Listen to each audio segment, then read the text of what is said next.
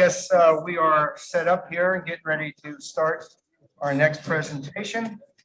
And we're going to get right into that since it appears that we've got a solution here.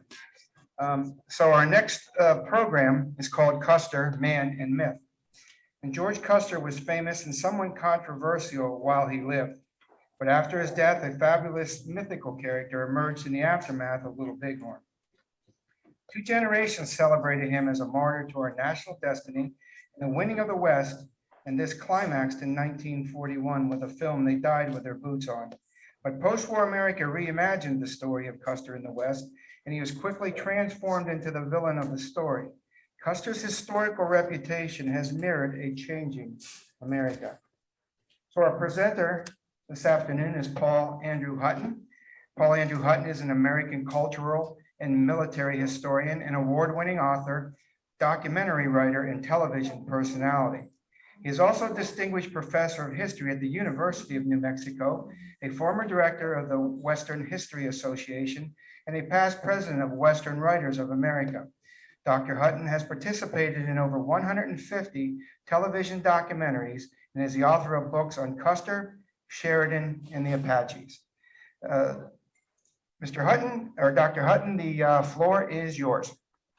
Thank you very much. Can everyone hear me all right? I can see you, so you can nod your heads. That'll make me feel better. No, okay, well, thumbs up is just great. First, let me apologize for not being there in person. I just feel awful about this. As you know, we've had a pandemic, and COVID did a real job on me, and my immune system is not what it should be, and so I am not, I can't travel, at least for the foreseeable future. But fortunately, COVID has also provided us with Zoom, and so this marvelous new technology allows me to appear with you, although I must say it's not nearly as much fun to do it this way. So I apologize for the way we have to do it, but as you know, the world is crazy right now. And speaking of crazy worlds, let's talk about George Custer's world, because it was certainly dramatic and crazy as well. If you recognize this image that is before you now, you have spent too much time in bars. At one time, this Anheuser-Busch illustration was a major prop of every saloon and neighborhood bar in the country. As a child, my parents used to take me to a little bar in San Angelo, Texas. They'd give me a Coke and some popcorn and put me in the corner, and they would sit and drink Falstaff. That was my dad's beer. And I would study this painting. And my entire career as an interpreter of art history comes from studying this over and over. In fact, if you look at it, you'll note that down in the right corner, the writhing naked figures are right out of Gustave Doré's illustrations for Dante's Inferno. So you see, even as you look at this, you learn art history, at least how artists crib from other artists. And then the Zulu shields are a nice touch as well. This was made not long after the Zulu War. Anyway, it's part of what went on to make George Armstrong Custer into such a fabulous character in American history. There he is, of course, the hero of the American Civil War, and you really can't overstate his importance in the war. He rose dramatically, of course, from a West Point plebe to being a 2-star general, a major general in the Volunteer Army of the United States. I had someone at a talk once I gave, call me out and say, "This is terrible. You're insulting all the veterans by calling Custer a general. He was just a militia officer." Well, I don't know. It was a 1,500,000 man army. It saved the Union. It freed the slaves. I think it was a real army, and he was a real major general. And he was also breveted, honorary major general in the United States Army. Although at the beginning of the war, at the end of the war, his rank was simply captain in the Army. We're going to jump ahead to after Custer's death, just to kind of set up his incredible legend that grew up almost immediately. The national press seized upon Custer's last stand as a sort of touchstone to the uniqueness, the exceptionalism of America. And in doing so, they actually looked to the past, to Leonidas at Thermopylae, King Arthur's Last Stand, Roland at Roncesvalles. All of these played into the dramatic image of Custer alone on that hilltop, standing off a savage foe. And it came, of course, his death came right at the moment of the 100th anniversary of the Republic, and all of America's great dignitaries were gathered in Washington, D.C. To celebrate that. I'm sorry, not in Washington, but in Philadelphia to celebrate that. And then on actually July 4th, great timing, the news broke that Custer and 5 companies of the 7th Cavalry had been wiped out on the plains of Montana. Well, the country just went nuts. I mean, it just seemed impossible. Here they were celebrating the Industrial Revolution. Alexander Graham Bell was showing off his brand new telephone at the exposition in Philadelphia. And yet, far off in the plains, primitive, as they were called at the time, people armed only with bows and arrows and tomahawks had defeated the crack regiment of the United States Army. Here's the Illustrated Police News, which was the very first depiction of Custer's Last Stand. There would be thousands more. Sheet music celebrated Custer at the time. Poets, of course, got into the act. Whittier, Longfellow all wrote poems about Custer. And of course, he was picked up almost immediately by show business. He became a part of so-called Wild West shows, sort of a combination of circus and living tableau of history. And here's Adam Forepaw's show that Custer's Last Stand was a major part of, called Custer's Last Rally here. And of course, most importantly, William F. Cody, who had known Custer, who had hunted with him on the plains, who had scouted for him, used Custer often as the climactic end of his Wild West and Congress of Rough Riders of the World. And Cody rushes to try and rescue Custer, but alas, he's too late. And indeed, that was the scene as he stands over Custer's body. A slide would project the words "too late" on a giant screen. Oh, it was so sad. It was so sublime. It was so perfect. America certainly embraced Custer as a great hero. Dime novels, of course, picked up on Custer, and this continued all through the late 19th century into the early 20th century. Interestingly, when the battle occurred, the President of the United States, U.S. Grant, who had no use for Custer, blamed Custer for the defeat of the 7th Cavalry. So did General Alfred Terry, Custer's immediate commander. So did many in the Republican press. But the Democratic press picked up on Custer as a great hero and blamed Grant's policy. I know it'll surprise you to hear that the country was bitterly divided at that time. And indeed, the election of 1876 was still generally regarded as the most corrupt in all of American history. And no one really knew who won. So they made a deal. They made a bargain to end Reconstruction so that Rutherford B. Hayes could become the United States president. Great choice. He was a great president. That was sarcastic. But despite Grant's efforts, Custer became a great hero. And soon his fame was worldwide. Here's an Italian comic book, shows him dying. Here's another one.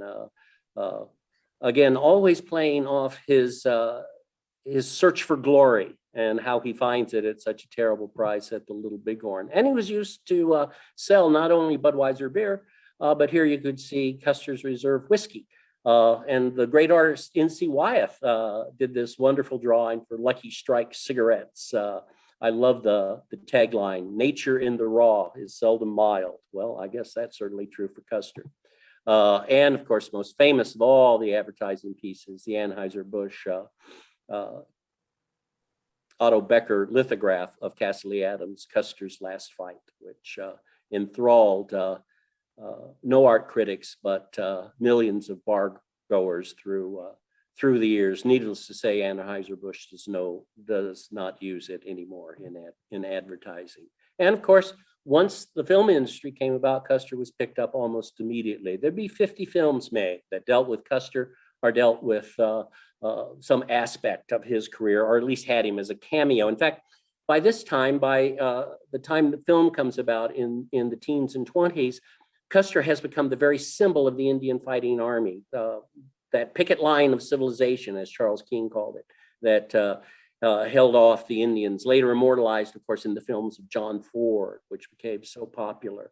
And for good or bad, Custer became the symbol of that army. Custer's last fight in 1912 with indeed Francis Ford, there as Custer dying at Little Bighorn.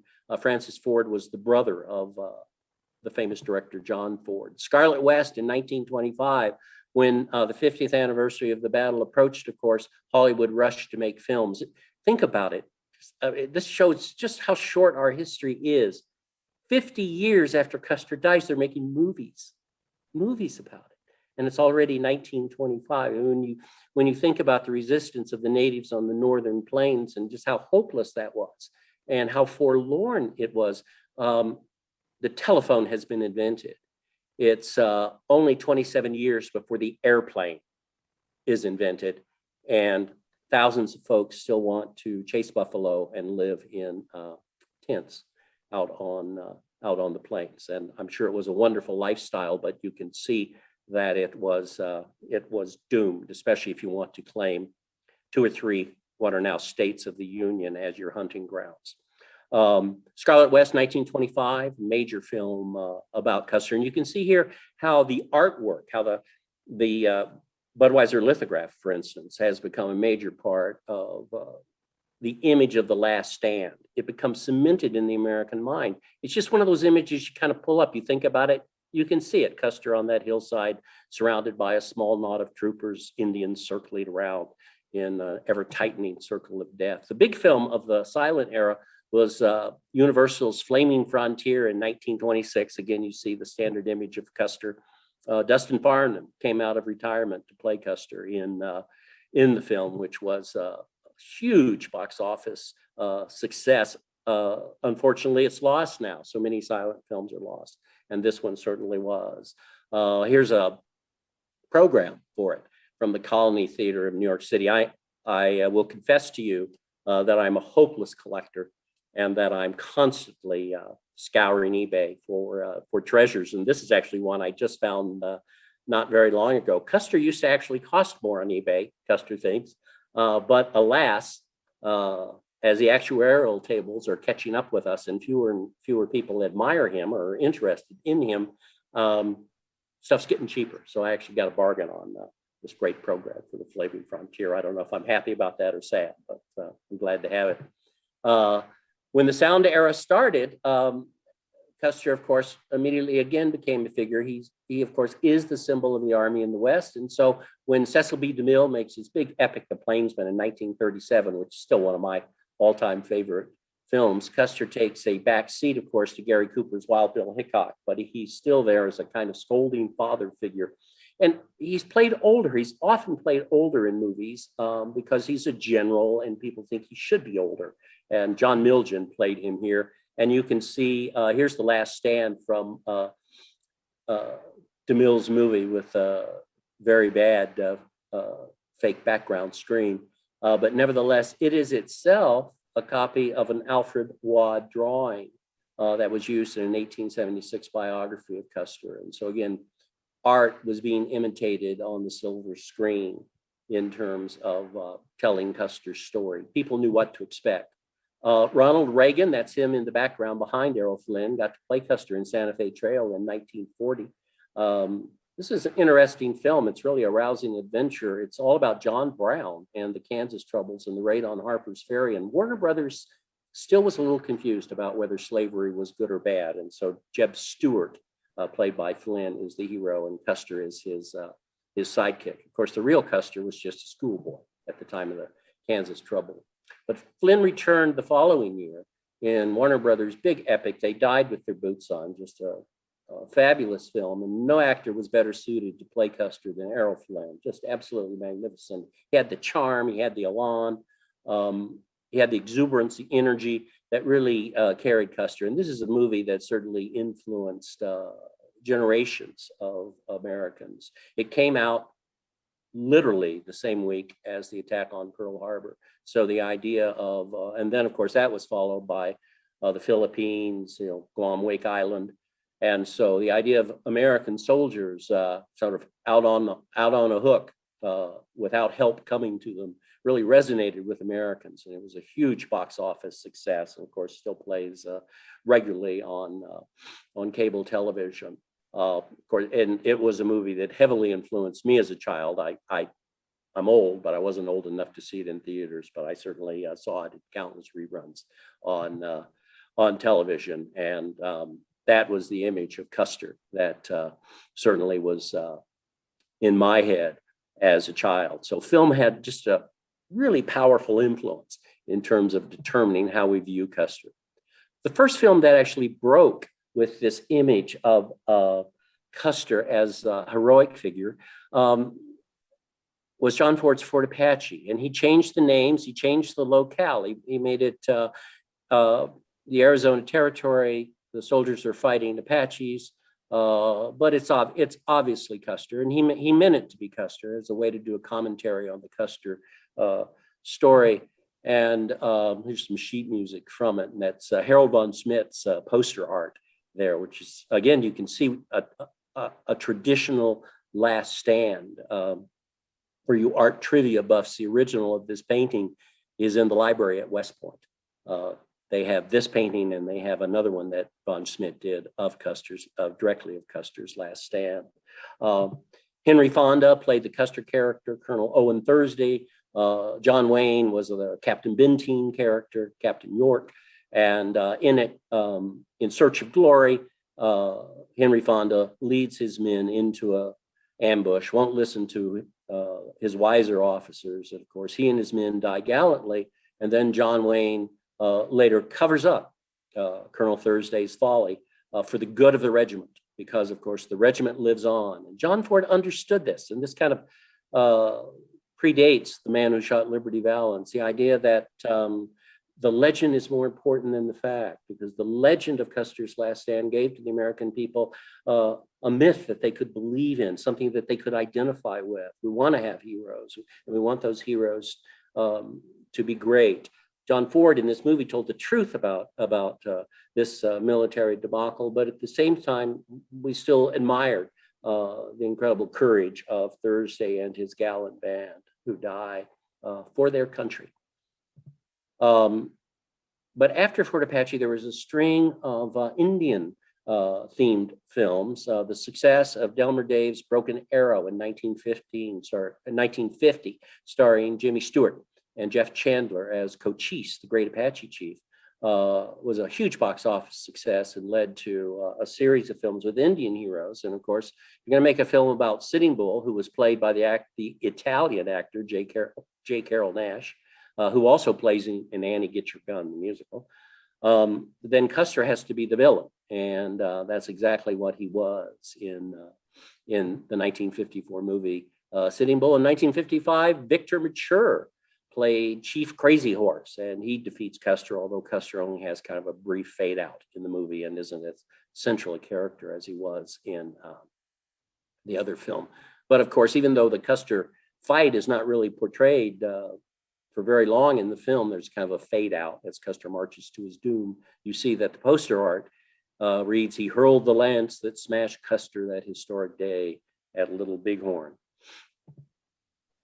Well, after that, Custer increasingly became a villain in films, and one that disturbed my little psyche as a child was Walt Disney's Tonka. You went to Walt Disney movies to see heroes like Davy Crockett, and so I went to see Tonka, and lo and behold, Custer, played by that snarling character Brett Lohman that you see there, was the villain of the piece, and I mean a really awful, awful villain. And if they had had therapy at the time, I should have been sent to it, because that really messed up my little mind, which of course had soaked up the heroic Custer, looking at that Anheuser-Busch beer advertising poster for years. And so it's actually a pretty good movie. It does the Last Stand very historically accurately. It's really sort of an amazing film. Sal Mineo, another Italian actor, gets to play the Indian boy, White Bull. I don't know what the connection between Italian heritage and Indians is, although they're still connected because native peoples are all upset with Italians and because of Columbus. And there you go. There's the connection. Custer of the West in 1968 tried to have it both ways. Robert Shaw played a historic Custer, a heroic Custer, but a man out of place, an anachronism in a world that was changing to industrialism, with machines replacing heroic men. And in fact, the real Custer was that way. Custer understood that war was changing. He was an anachronism in his own time, leading cavalry in the first great modern war, and of course, then out on the plains at the very time that machine guns were being invented, of course, which were going to completely make cavalry obsolete. And he loved war. He loved the elan of war, the romance of war, everything about it. And this, of course, also made him unsuited for the modern world. And Robert Shaw played him kind of a snarling Custer in Custer of the West, played him that way. In 1967, ABC had the brilliant idea of, since Custer had long hair, he would appeal to the youth audience of America. So they brought out Wayne Maunder in the Legend of Custer TV show, but Indian groups protested how absurd it was to make a hero out of Custer, and the show only lasted for half a season. And it was followed by, of course, Arthur Pynn's Little Big Man in 1970, which, just like Errol Flynn's They Died with Their Boots On, Arthur Pynn's Little Big Man, starring Richard Mulligan as Custer, would have the same influence on a whole generation of young people. Huge box office success, based on Thomas Berger's much better novel than the film. And the film itself is very heavy-handed. Custer is played as an absurd idiot, a megalomaniac, a man who deserves to die. Interestingly, unlike Fort Apache, though, even though he's at fault, all of his soldiers are also evil. All the whites in the movie are evil. And only the Indians are brave and heroic. You can see Richard Mulligan there about to dispatch Dustin Hoffman. It's not going to work because if you look, you can see the padding in his back. He's going to get 3 arrows there in a millisecond. And that's the end of him in the film.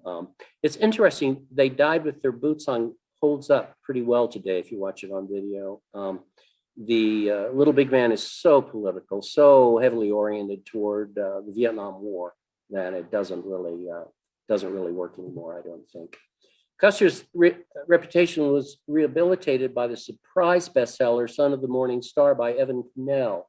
And Cannell's book portrayed Custer as a complicated but still heroic figure.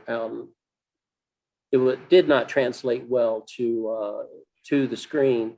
And Gary Cole's Custer was kind of a snarling, self-absorbed, whining, complaining character. And even worse, he couldn't ride a horse. He's supposed to be playing the greatest cavalryman in American history. He can't ride a horse. But nevertheless, I got to get published in TV Guide, writing an article on Custer. So that's why you see the TV Guide February issue. At one time, this shows how our world has changed. TV Guide was the largest selling magazine in the world. So Custer's reputation has skyrocketed and then plummeted. And of course, his name has been removed from the battlefield where his last stand took place. It's now called Little Bighorn Battlefield. There's an Indian memorial there. I was part of the Indian Memorial Commission that selected that memorial that is there in a rather torturous year of my life. And I was in favor of the name change, but they did it, of course, for all the wrong reasons. It had to do more with, again, turning Custer into this cardboard villain. So just like he was a fantasy hero, now he's this cardboard villain, and most Americans will simply just dismiss him as a fool. And one of the most successful soldiers in all of American history, of course, is now remembered simply as a loser for losing this great battle. But you've got to give him credit for style. There he is in the uniform that he designed for himself, with his long golden locks. He was kind of had reddish blonde hair, his red scarf, and his high boots. And he knew exactly what he was doing. He put on a show for his men so they would see him on the battlefield They always knew where to look on the battlefield. He was right in front. And he put on a show for the reporters who flocked to him and reported the exploits of the boy general, as they called him. He's a brigadier at 23. He's a major general at 25. Absolutely, simply astonishing. Here he is right out of West Point. He participated in the Battle of Bull Run. He participated, in fact, in almost every battle of the Army of the Potomac. And he emerged through 4 years of bloody conflict, the bloodiest war America has ever fought, with only a scratch, only one slight wound. And here he is posing with a West Point classmate who had been made a prisoner. He quickly rose because he's one of those people, and many of you, I'm sure, have been in management positions, and you know, you recognize some young kid who gets the job done, who's always reliable, who's always there, and you want that guy by your side, or that gal, you know, and it's like Della Street in Perry Mason. I mean, it's the go-to person. And that's the way Custer was. And so he immediately is picked up to be on the staff of General George B. McClellan, the commander of the Army of the Potomac. And after McClellan is dismissed after the Battle of Antietam, where Custer earned more laurels, he was on the staff of General Alfred Pleasanton, who was in command of the Union cavalry. And it was Pleasanton, through General George Gordon Meade, who managed to get Custer promoted in June of 1863 to be a brigadier general, along with Wesley Merritt and Elon Farnsworth, all of whom were on Pleasanton's staff. Farnsworth and Merritt both had political connections. Custer had none. He's completely self-made, rises from nothing to his position, and he gets his position because he is so effective. He is a bearcat for nerve. He doesn't know fear. He's absolutely fearless, and he is incredibly effective. And many accused him of being a showboat, of being a glory hunter. All he cared about was ambition. I'm sorry, all I care about is ambition. That's directed my whole life. I mean, you're a soldier. What do you want to do? You want to be a general. You want to get promoted. So I'm always puzzled here in the United States of America, which is supposed to be built around the idea of people being able to come from nothing to greatness, that people would criticize someone like Custer for doing exactly that. He is absolutely the ideal of the American soldier. Well, of course, as you well know, he had his baptism in command at the Battle of Gettysburg, not very far from where you are sitting. And he was a spectacular success there, helping to block Jeb Stuart's flanking maneuver on the final day, just as Pickett was charging the center of the Union lines. When Pleasanton was replaced, when Grant took command of all the Union armies, and Pleasanton was replaced by General Phil Sheridan, Sheridan immediately recognized Custer as a kindred spirit. They became very close, and no man was more important to Sheridan than Custer, and no man was more important to Custer than Sheridan. And Sheridan gave Custer the command of a division of cavalry. He had commanded the Michigan Brigade before, but now he commanded, of course, the 3rd Division.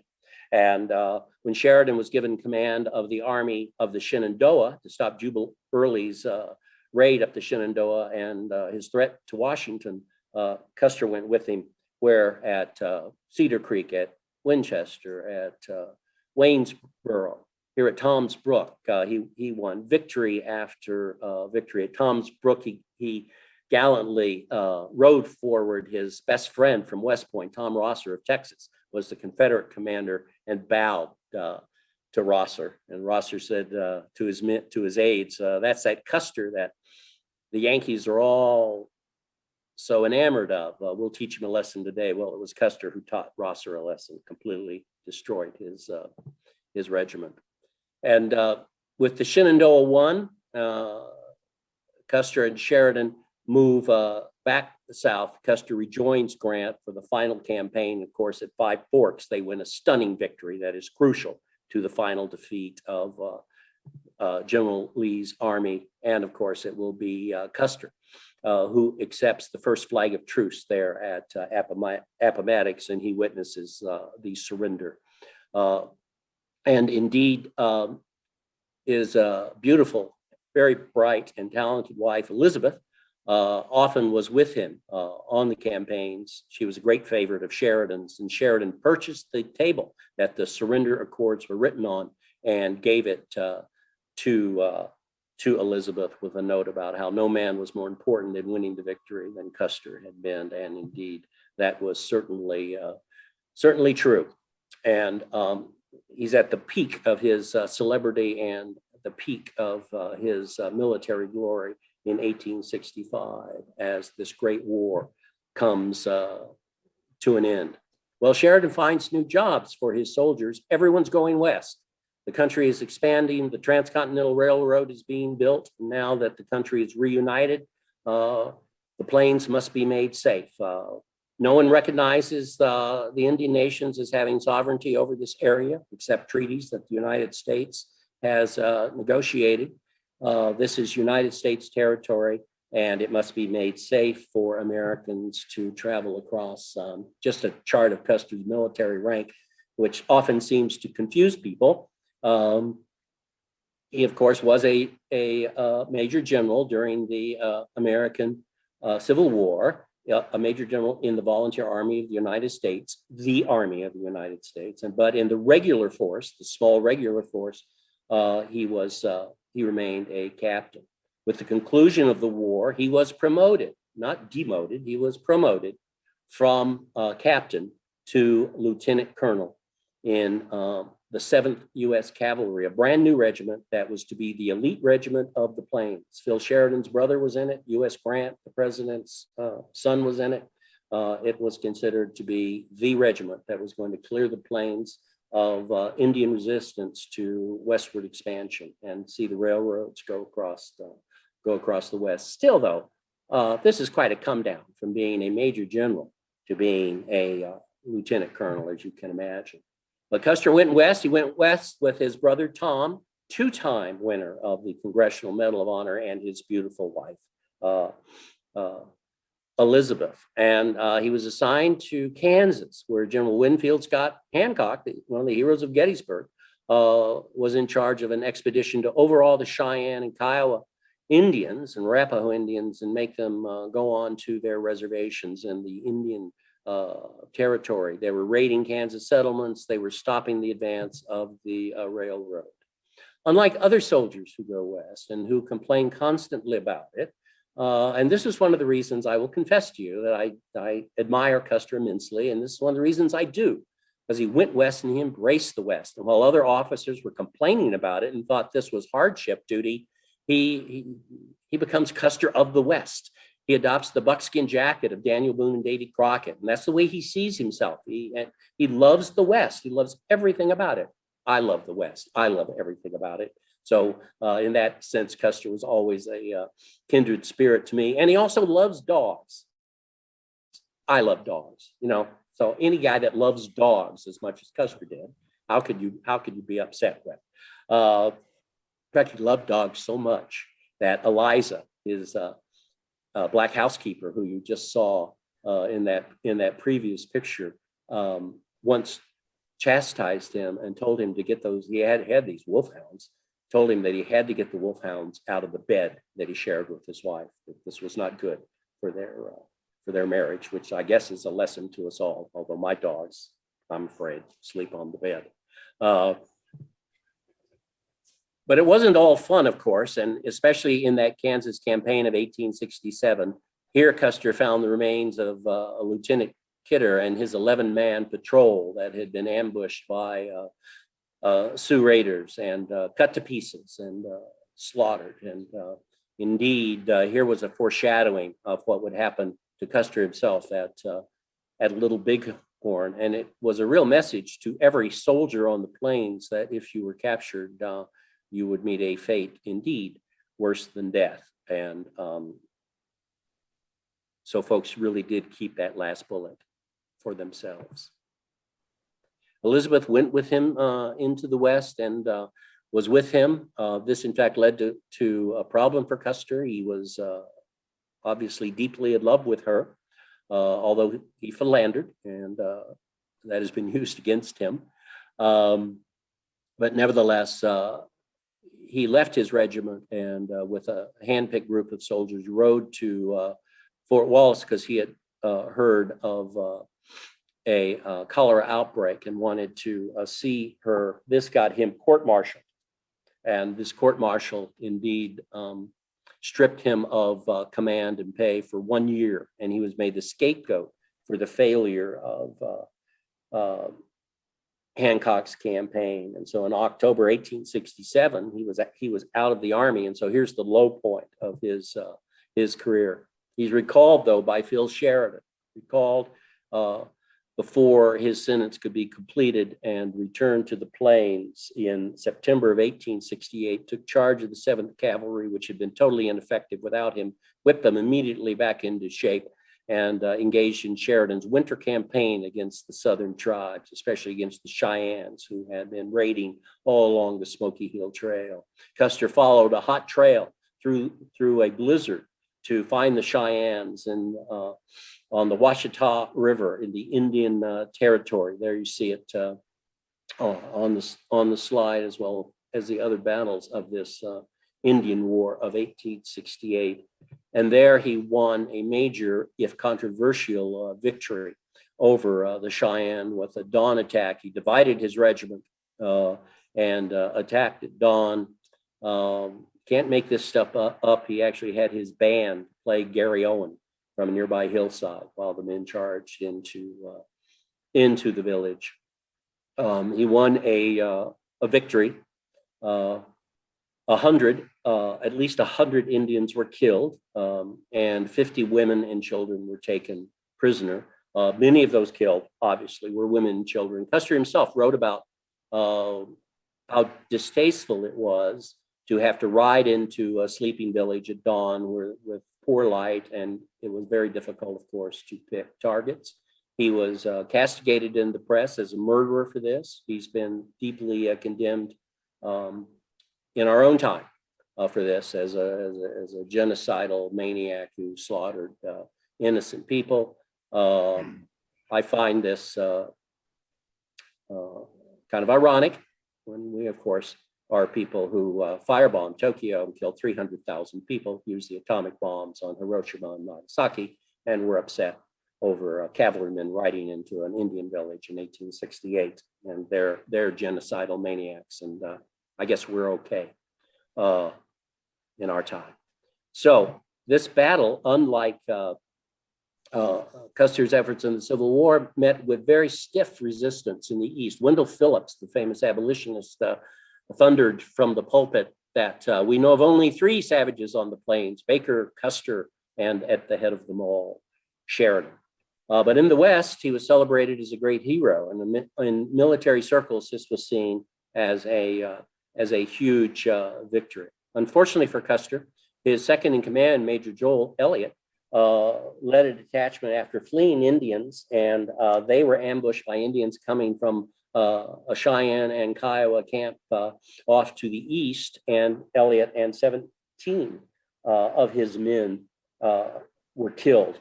Custer didn't search for them after the battle. He, of course, soon found himself faced with thousands of warriors, but using essentially his Indian women and children prisoners as a shield. After slaughtering 800 Indian ponies and carrying away the booty from Black Kettle's camp, he departed back to Camp Supply and Sheridan. In the camp were found belongings of settlers killed on the Smoky Hill Trail. U.S. Army mail was found in the camp. The camp was not a peaceful camp of innocence, but it was, like all Indian villages, a mixture of those who had engaged in combat and those who had not. The nature of modern war, of course, does not necessarily discriminate very well. After the battle, Custer campaigned across the plains, and now through diplomacy, he forced the Cheyennes and Kiowas to come in to their reservations, and the war ended in 1869 in success. Sheridan was promoted to lieutenant general and given command of the entire West as a result of the campaign. And Custer could do no wrong in Sheridan's eyes, and continued to be Sheridan's great favorite. There is Sheridan in the center with Custer, of course, as always, by his side. On the left there is Sandy Forsyth, hero Beecher's Island. On the right standing is Mike Sheridan, Sheridan's brother, who was his aide. Well, Custer did 2 years of duty, Reconstruction duty in Kentucky. And this was actually kind of a reward for his success. Got a break from the West, although he didn't want it, but got to go to Kentucky, which allowed him, to go up to, Chicago and back to New York. And he pursued his writing.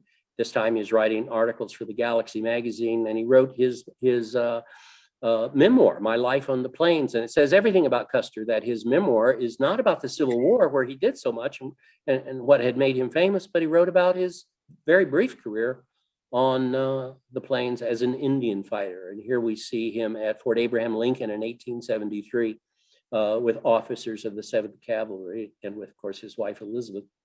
The 7th had been recalled from Reconstruction duty and sent north because the Northern Pacific Railroad was pushing into Sioux country. And everyone knew there was going to be conflict with the Sioux. The Sioux had technically defeated the Army in 1868 in the War for the Bozeman Trail. And by the Sioux Treaty of 1868, all of South Dakota west of the Missouri was the Great Sioux Reservation. That's a lot of territory, but also it was the first time the Sioux recognized boundaries. Well, not all the Sioux did. 3,000 northern roamers never came into the agencies, and they followed Sitting Bull onto the plains of Wyoming and Montana. This was called unceded Indian territory.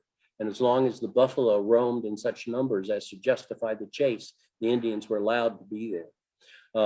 But these Indians attacked the Northern Pacific Railroad survey parties that Custer's troops were guarding. Custer had a series of sharp skirmishes with these tribes during the 1873 expedition. Here's Custer and Elizabeth and their menagerie of pets. They just loved animals at Fort Abraham Lincoln.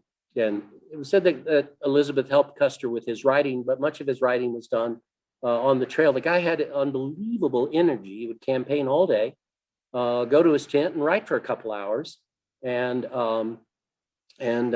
catch a few winks, and then be up, before dawn to get the regiment on the move again. I write for 2 hours at night, and I'm exhausted, and I have to go relax and have a beverage and try and prepare for another 2 hours of writing the next night. Not a problem for Custer. He never had writer's block. He was always a great hunter. He embraced hunting, and this was part of his image of himself as a great Westerner. There he is with an elk that he killed during the Yellowstone expedition of 73, and with a grizzly bear that he helped kill in 1874 during the Black Hills expedition. The Indian next to him is Bloody Knife, the Arikara, who was his favorite scout. The Black Hills expedition of 1874 was sent to establish a fort in the Black Hills, which was allowed by the 1868 treaty. But Custer took some prospectors with him. They discovered gold, and soon Custer's reports of gold to the grassroots had thousands of people flooding into the Black Hills in violation of the treaty. First, the Army tried to keep them out, including Custer's troops, but then word was secretly sent down from the Grant administration to pull the troops back and let the hills be overrun. The administration was offering the Sioux money for the hills. The Sioux didn't want to sell. They would have sold, except Northern roamers under Sitting Bull and Crazy Horse came down to the Treaty Council and informed those negotiating that they would be killed if they signed any treaty. So no treaty was signed. The government decided, all right, all the Northern roamers must report to their agencies. And this message went out in January of 1876. Of course, nobody was coming in. And so the 7th Cavalry and other units were to be sent out against them in the summer of 1876. An expedition in the winter coming up from Fort Fetterman ended in disaster. And so it had been decided on the summer. campaign. It's a great photograph of a picnic near Fort Lincoln. And there you see Custer in the center. Next to him is Miles Keogh. Elizabeth is right between Keogh and Custer. That's James Calhoun on the far left. Of course, I don't know if my perspective is the same as yours. Boston Custer in the top hat. And Tom Custer way off on the other side of the picture. Many of these men would be dead a year later, but you could see again Custer's kind of style that he put on as a Western soldier. Well, the 1876 campaign, planned by General Philip Sheridan, called for 3 columns to converge on the northern roamers, as they were called, in the Yellowstone Valley. General John Gibbon was to come from Fort Ellis in Montana, come east and scout the Yellowstone. Indeed, he did, and located where he thought the Indians were. General George Crook Gibbon had 400 men. General George Crook with 1,000 men was to come up from Fort Fetterman, and Custer was to lead the 7th Cavalry out of Fort Lincoln. But Custer got involved in politics. He testified against William Belknap, the venal, corrupt, evil Secretary of War, and Custer exposed Belknap's corruption and also implicated the president's brother in the scandals where Indian Post settler ships were being sold to the highest bidder. And Belknap was, his wife was the bag lady, and she was collecting cash payments for these Indian Post settler ships. And he was impeached. He was going to be impeached. And indeed, his impeachment, because he was impeached after he resigned, became a topic of considerable conversation in the late political unpleasantness we just had with President Trump and Congress. And so that precedent of the Belknap campaign lives on with us. It certainly caused Custer a lot of trouble. Grant was furious. He stripped Custer of command and told him to remain in Washington. General Terry, the commander on the northern plains, and Sheridan, the overall commander in the west, both pleaded with Grant to let Custer go. But Terry would now be in command of the so-called Dakota Column. Terry had no experience in Indian policy. He was a armchair general. He had seen good service in the Civil War, but was not suited to command at all in the Great Sioux War. So he was heavily reliant on Custer, and he and Custer got along quite well. Although that would change after Custer's death. Well, the Southern Column under General Crook was met by Indian warriors and Crazy Horse at the Battle of the Rosebud in southern Montana, not very far, as you can see, from the Little Bighorn. And Crook was defeated. He claimed a victory because he held the field. Everyone knew that was ridiculous. He retreated back to his supply base near the Bighorn Mountains, and there he hunkered down to wait for reinforcements. Had 1,000 men, and he retreated. And not only did he retreat, but he did not send any messengers north to inform Terry or Gibbon or Custer of what had happened to him. And indeed, on the very day of the Battle of the Little Bighorn, General Crook will be fishing in the Bighorn Mountains. Fabulous fishing in the Bighorn Mountains. Crook was a disgrace. Although he's, for some unknown reason, highly regarded. And in the Apache Wars, which I recently wrote a book about, he hardly does any better. From the Yellowstone River, Custer is sent south, and he is sent south with his regiment. He has essentially 600 men. Now, there were no plans for concerted action by these great columns, and now there is no plan for concerted action between Gibbon and Custer. Terry sends Custer after the Indians. Custer doesn't slip the leash. Custer is never on a leash. This whole idea that he was supposed to wait for Gibbon and meet with Gibbon was all made up after the Little Bighorn. Gibbon and Terry were going to march south with their infantry and their small cavalry contingent from the Yellowstone, and they were supposed to reach the area of the Little Bighorn where the Indians were supposed to be. No one knew exactly where they were. They were supposed to reach there on June 26th. They actually reached there on June 27th, so they're a day late getting there. Custer, though, force marches his men. Of course he does. He's like a hound on a scent. I mean, he's just been disgraced. He's just been in this huge political controversy. He's been stripped of his command. He's eager for action, and he believes his regiment can achieve that. He has 31 officers, 566 enlisted men, 35 Arikara and Crow Scouts, and a dozen White Scouts and Packers. He believes he has enough men to handle all the Indians on the northern plains. How many Indians are there? Oh, maybe 800, maybe 1,000 at most. That's because the Indian Bureau, which is supplying the Indians with guns and ammunition so they can hunt, the Indian Bureau is lying. They're inflating the numbers that are at the agencies so that they can get more rations, which the corrupt agents can sell off to the local whites. Gee, folks, if you think that we have problems with government today, just look back. Nothing has ever changed in terms of divided government and even within an administration. And certainly that's what went on with the corrupt Indian Bureau. Just a disgrace then, and it's hardly better now. And the Army. So the Army had no idea that there weren't 800 Indians on the plains. There weren't 1,000 Indians. There weren't 2,000 Indians. There were 5,000 Indians on the northern plains, and perhaps as many as 7,000 Indians on the northern plains. Would that have deterred Custer? Probably not. The more Indians, the greater the victory. Well, he crosses the Wolf Mountains into the divide between the Rosebud and the Little Bighorn, and constantly the trail just keeps growing in size. Huge Indian trail heading for the Little Bighorn. In fact, there are so many Indians at the Little Bighorn, they couldn't have held that great village where they wanted to do the Sundance together for more than a day or two. I mean, they had 30,000 horses with them. They'd eat all the grass in the valley. And so Custer just reaches there. It's one of the reasons this battle is so fascinating, so incredible. It's like 300 years of the European invasion of America has come to a climax here at the Little Bighorn. And it's just everything comes together almost like it's destined to happen, almost like there really is some greater power at work here. And the Indians are just happen to be there. Custer, of course, racing to his doom as he approaches where he believes the Indian village to be, and following this large Indian trail. And they're in a kind of enclosed valley. Some of you may have been there.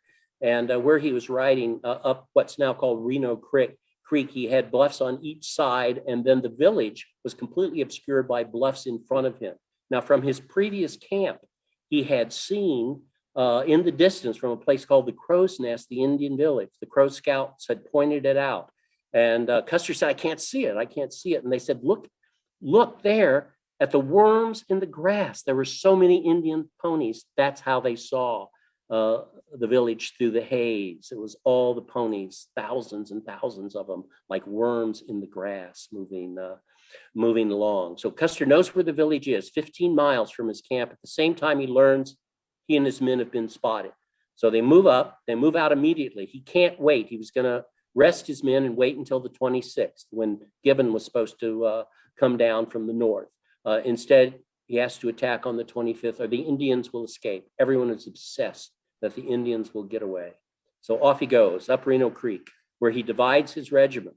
He sends Captain Frederick Benteen, there with white hair, off with 3 companies to scout to the south, to make sure there are no more Indian villages to the south. Benteen has D, H, and K companies, 125 men.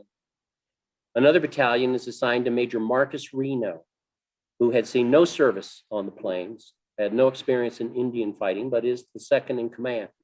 And Reno is given 140 men, 3 companies, A, G, and M.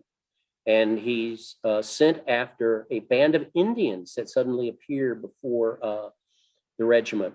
The regiment finds an Indian teepee with a dead Indian inside, obviously a casualty from Crook's battle at the Rosebud. And then suddenly these 40 or 50 Indians appear, and they go galloping back toward the ridgeline where the village is hidden.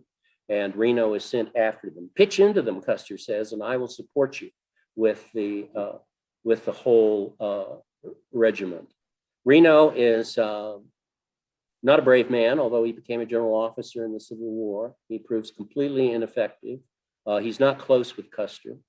Benteen is an experienced Indian fighter, an experienced Civil War officer. He absolutely hates Custer. He despises Custer. And this plays an important part in what transpires. With Custer are his brother-in-law, James Calhoun, his brother, Tom Custer. Also along is his younger brother, Boston Custer, who's there as a packer, and his nephew, Armstrong Reed, who is on summer vacation from school and comes out for fun on the northern plains. Gee, I would have kept the kid back with the pack train, but nevertheless, off he goes with Uncle George. Custer's officers are a fascinating group. W.W. Cook, called Queen's Own Cook, is with the long side whiskers, is a Canadian who serves as Custer's trusted adjutant. Miles Keogh is a hard-drinking Irish soldier of fortune, loved by everybody, just quite a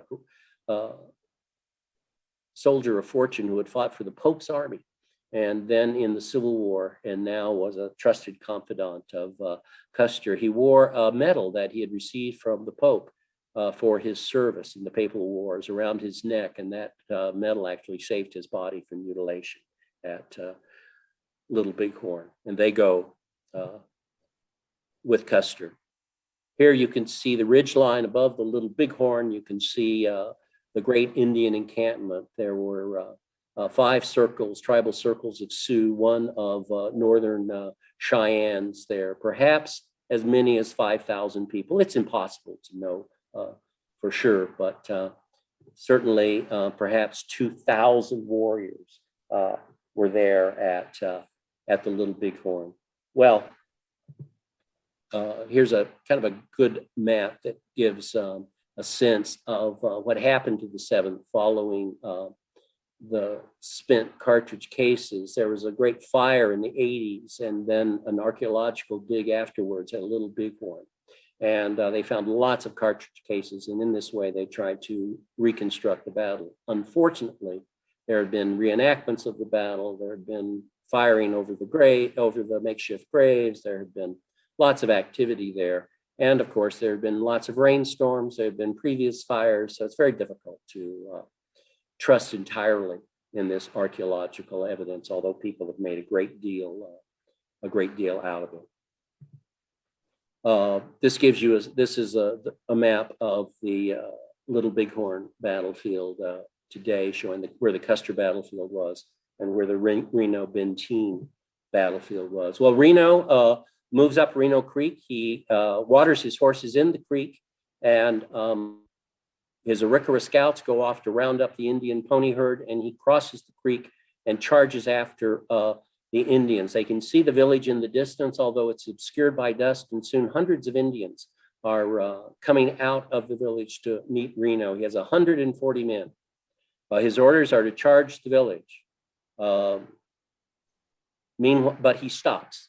He orders a halt, and he throws out a skirmish line. Well, that means that every 4th man takes his horse and 3 other men and holds them. So he's only got 100 men on this skirmish line. Meanwhile, Custer has finally come up on the bluffs behind Reno, and he looks down. Finally, he sees the village. Now he knows what he's up against. He can see that the Indian women and children are fleeing toward the north. He can see that the warriors are pouring out against Reno. He can see that Reno has formed a skirmish line. Reno's got to be reinforced. It's a cavalry charge. If you're going to charge, you charge. What would have happened if Reno had charged? Well, he would have lost a lot of men. He's going to lose a lot of men, but of course he would have disrupted the village. He would have thrown the village into panic. He would have done what he was ordered to do. Instead, he threw out a skirmish line. It was soon flanked. He fell back to timber along the Little Bighorn River and then fought a delaying action in the timber. Custer, seeing finally the village, he actually turned to his troops and yelled back, "Hurrah, boys, we've got them." What's he gonna say? He's actually thinking to himself, well, I won't say what he probably thought to himself because it's a family show, but let's just say that he understood the odds he was up against. He immediately sent a messenger back to the pack train to bring up the ammunition packs. One company had been left under Captain McDougall to guard the pack train. He needed the ammunition, and he sent Corporal Giovanni Martini, a recent Italian immigrant who barely spoke English, back to get Benteen, to bring Benteen's 3 companies up. And his cook scrawled a message to Benteen: Benteen, big village, be quick, come quick, bring packs. And then PS, bring packs. They had to have the ammunition. It was going to be a big fight. Custer then proceeds down to what's called Deep Coulee, or Cedar Coulee, and then proceeds to look for a crossing of the river where he can cross the river to support Reno's attack. Reno, of course, is not in attack. He's now fled back to the timber. He's standing there, and Custer's favorite scout that I told you about, Bloody Knife, is right next to him, firing away at the Indians. Suddenly, Bloody Knife's head explodes, and brains and blood splash all over Reno's face. Reno becomes completely disoriented. He mounts his horse and yells, "Charge," and heads for the bluffs across the river. Many men don't even hear the command, like the famous scout, Lonesome Charlie Reynolds, who isn't about to retreat and just makes his stand. So does the Black Scout, Isaiah Dorman. They're both going to be killed in the valley, along with 40 of Reno's men. The Indians called it a buffalo chase, and that's where all the casualties occur. Hardly anyone had been killed before this. A few men had lost control of their horses and had carried into the Indian village, but there had been few casualties. But now the Indians came swooping down on Reno's men. They called it a buffalo hunt. They slaughtered them as they tried to cross the river. They slaughtered them as they went up the bluffs. 40 men, 2 officers killed in this rout, and that's exactly what it was. They dug in on the bluffs and prepared to make a defense. Meanwhile, Benteen had gotten Custer's message. I don't know how much more clear that message could have been as a direct order from your commander. In fact, Martini's horse was wounded. The horse was bleeding.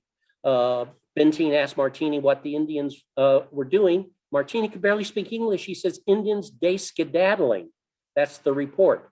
Benteen's pissed. He thinks that Custer's getting all the glory and he's been left out. And he's grumbling to his other officers about Custer, what a jerk he is and how much he hates him, blah, blah, blah. And then he rides off. They hear the firing. They see Reno on the bluffs. Instead of obeying his direct orders, he reinforces Reno on the bluffs with his 3 companies. Soon McDougall and the pack train come up to the bluffs as well. So now you've got 4 fresh companies that have seen no action sitting on the bluffs. Where are the Indians? The Indians are gone. They've all pulled out. Where's Custer? Well, no one knows. Well, here's where Custer is. He's sent Captain Yates and 2 companies. Yates was his best friend from Monroe, Michigan, had served with him in the Civil War. Sent Yates down to Medicine Tail Coulee and Medicine Tail Ford to cross the river and threaten the Indians, so take the heat off of Reno. That's exactly what happens. The Indians all pull back and they attack Yates at Medicine Tail Ford. He and his men are repulsed. One of his officers, Lieutenant Sturgis, is undoubtedly killed there. He wears a buckskin jacket, and this leads to the story that Custer is killed at Medicine Tail Ford. No, Custer wasn't killed at Medicine Tail Ford. He was up on Battle Ridge above Medicine Tail Coulee. There he and the other 3 companies of the 7th waited for Benteen. Where's Benteen? Where's the pack train? They wait and they wait, but Custer can see more and more warriors are pouring across Medicine Tail Ford. Other warriors are coming up and flanking them. So they're being flanked to the north and to the east. And so he also can see from his position the non-combatants who are fleeing through the village to what is called Squaw Creek Ravine. And he comes up with a plan. If only he can capture the women and children, just like he had done at the Washita, that will give him a costly victory over the Indians, because he knows the Indians won't attack if he has their families under his control. He's not going to kill them. He's going to take them. He's going to take them prisoner. And so he's on the advance. He's not hunkering down, not Custer. That's impossible for Custer to be entirely on the defensive. Off he goes up Battle Ridge to what is now called Custer Hill. And there he sends at least one company, we don't know if he's with them or not, down to the northern ford of the river to try and cross, but it's too late. The Indians are coming across in great numbers at the northern ford, and his men are pushed back. Those of you who have been to the battlefield have been to the cemetery that's next to the battlefield, the National Cemetery, and that's where a very sharp fight occurred. Now, they haven't been digging up shell casings there because folks are buried there, but that's where a very sharp fight was as Custer's men retreated from the northern ford. At the same time that this offensive operation was forced back, Lieutenant Calhoun was being rolled up on Calhoun Hill. Yates had retreated from Medicine Tail Ford to rejoin Calhoun, and Crazy Horse's warriors circling around Battle Ridge had attacked Captain Keogh's men in a swale just below what comes to be known as Custer Hill, and they're wiped out. So even as Custer is advancing to the north, his regiment is being rolled up from the south. Now he has his men fire off volleys, calling for help. Sound the bugle, call for help. He sends the first sergeant of the regiment off to get help. He doesn't make it. And now finally Custer and 50 of his men make a circle of their horses. They shoot their horses, 39 dead horses found atop Custer Hill. He's not down where his body is said to have been found. Below, he was at the crest of the hill. They held the hill on both sides. It was later flattened to put the mass grave in, and that's why they put the tombstones down further. He's on the top of the hill. His men shoot the horses. They make the famous last stand. A few try to break out toward the river, toward the timber of the river. They don't make it. They're cut to pieces, and this becomes, of course, Custer's famous last stand. It's all over pretty quickly then at the end. Dying with Custer, of course, are his two brothers. His brother-in-law, Cook, dies by his side. His brother Tom dies by his side. And Yates also is there with him at the end. So the famous last stand, beloved by so many artists and filmmakers, really did happen, despite the efforts of some writers in recent years to say it was all a rout and it's just a running fight and everyone was just cut to pieces and that there was no organization. The 7th put up a good fight. They did the best they could under the circumstances. Of course, their horses, which had what little extra ammunition they had, were run off by the Indians, and they were quickly out of ammunition. Well, thus ends the Battle of the Little Bighorn. Benteen and Reno are besieged. There is an effort by Captain Weir, who simply leaves the hill and tries to ride to Custer's aid, to ride to the sound of the guns. But he is repulsed as Indians come from the battlefield. But in the distance, he can see that there's a fight going on. Later at the court of inquiry, all the soldiers will lie. Weir doesn't, because he dies actually right after the battle, even though he's 38 years old. But the others all lie and say, oh, we didn't hear any gunfire. We didn't know where Custer was. We didn't know what was going on. Yeah, they knew what was going on. They knew exactly what had happened. Although they couldn't imagine that Custer and his men could be wiped out. That was incomprehensible to them. And even when they were told, they couldn't believe it. It's kind of like when we were all watching the towers on 9/11, and we couldn't believe what we were seeing. We couldn't believe what was happening, even though we were seeing it. Yeah, because this seemed so incredible that this could possibly happen. Gibbon comes a day late. He wouldn't have been there anyway on the 26th. He finally comes on the 27th. The Indians who had besieged Reno and Benteen retreat up the valley, head to the south, head toward the Bighorn Mountains, where they're going to vanish. But of course, as you know, Custer's last stand is really the Indians' last stand. Sheridan gets the reinforcements he wants. Within a year, Crazy Horse is captured and killed while trying to escape. And Sitting Bull and his few followers are forced into Canada. He will come back in 1881, of course, and surrender. He'll travel with Buffalo Bill's Wild West show. And later he will be killed while resisting arrest during the Wounded Knee troubles, which leads the 7th Cavalry to the final conflict of the Indian Wars, the massacre at Wounded Knee.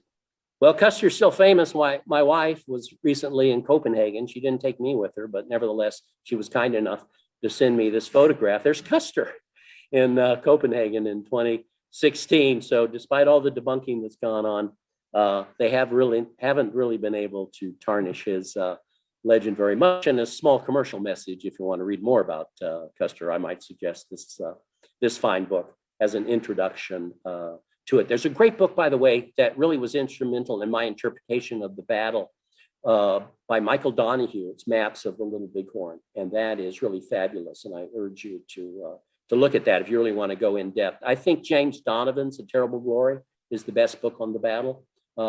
I'd like T.J. Stiles' new biography of Custer, but I still think Robert Utley's Cavalier and Buckskin is the best biography of Custer.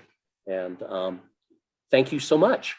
That ends my presentation.